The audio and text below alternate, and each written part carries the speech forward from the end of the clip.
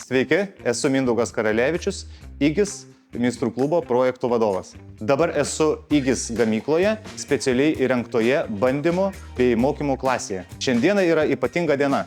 Aš esu pirmasis žmogus, kuris turi galimybę išbandyti naujuosius Taktika 4 dažus. Taktika 4 yra nauji giliai matiniai sienų dažai, kurio unikalioje formulėje panaudotas moderni dispersija, užpildai ir kiti priedai. Kelias iki galutinės formulės pareikalavo daugybės bandymų. Tikslas buvo sukurti dažus, kurie savo savybėmis būtų geresni už garsiausių gamintojų produktus. Profesionalūs apdailininkai, kurie išbandė dažus kūrimo stadijoje, juos įvertino labai aukštai.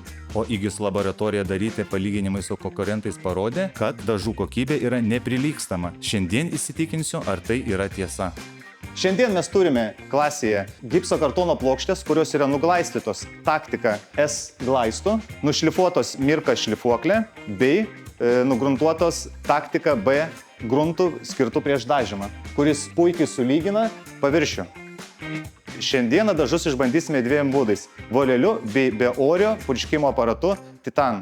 Volelis yra pasirinktas vidutinio ilgio, todėl kad dažai pasidengia tolygiai ir nepalieka didelės tekstūros.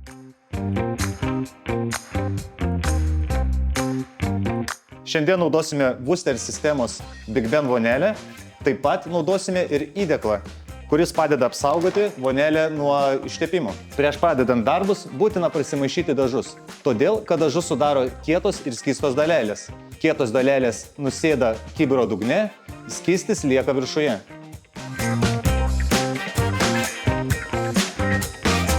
Dažai puikiai kimba su paviršiumi, nesitaško, bei volelis visiškai nepraslysta. Dažai dengiasi labai tolygiai, bei suformuoja tolygią plėvelę. Paklausykite, kaip kalba dažai.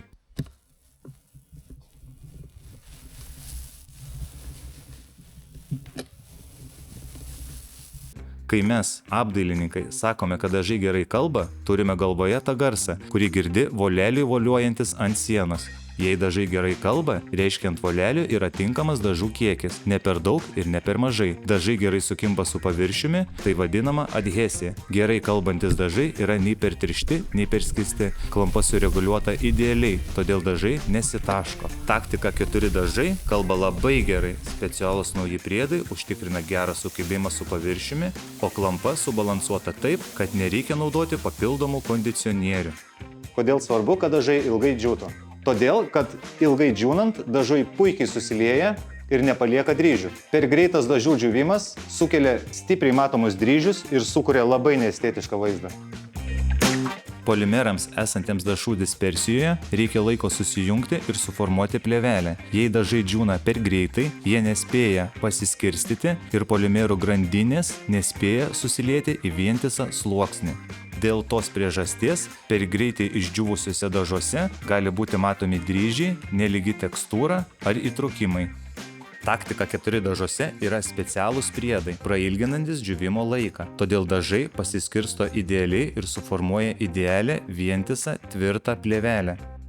Šiam dažymui naudojame volelį, kurio plauko ilgis buvo 13 mm. Dabar išmėginsime 10 mm volelį.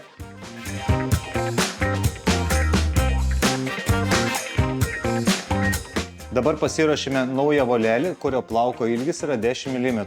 Pažiūrėsime, kuo skiriasi tekstūra ant sienos.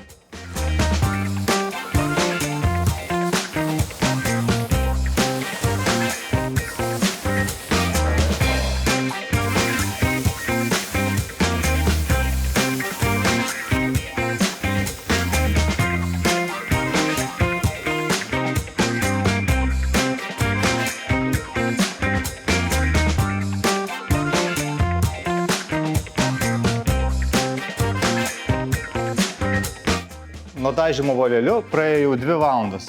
Matau, kad siena dar yra truputį šlapia, tai rodo ilgą dažų džiūvimo laiką, kuris padeda dažams puikiai išsilieti ir nepalieka matomų dryžių. Siena dažyta yra tik vieną kartą, bet matau, kad dažų dengiamumas yra puikus. Nesimato jokių dryžių ir įgautas visiškai matinis paviršius. Ši siena buvo dažyta 13 mm voleliu, ši siena buvo dažyta 10 mm voleliu.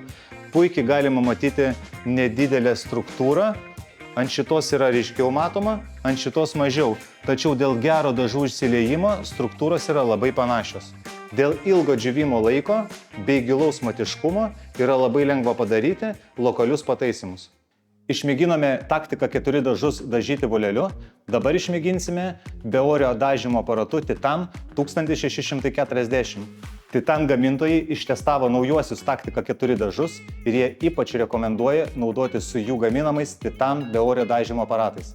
Titan gamintojas rekomenduoja naudoti 517 galvutę, purškiant taktiką 4 dažus bei nusistatyti slėgį 80 barų, kad turėtume puikų užnešimą ant sienos. Beje, šis daiktas vadinamas oficialiai purškimo galvutė, bet mes dažytojai vadinam paprasčiau, tiesiog vėliavėlė, linkėjimai dažytojam.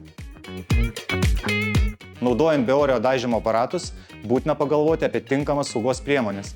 Būtina turėti apsauginius akinius bei respiratorių.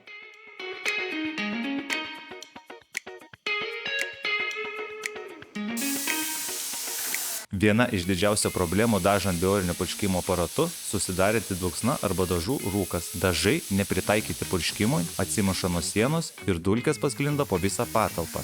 Siekiant to išvengti, taktika 4 dažuose sureguliuota klampa ir panaudoti specialūs tirštikliai, kurie neleidžia dažams atsimušti nuo sienos ir sudaryti dažų rūką.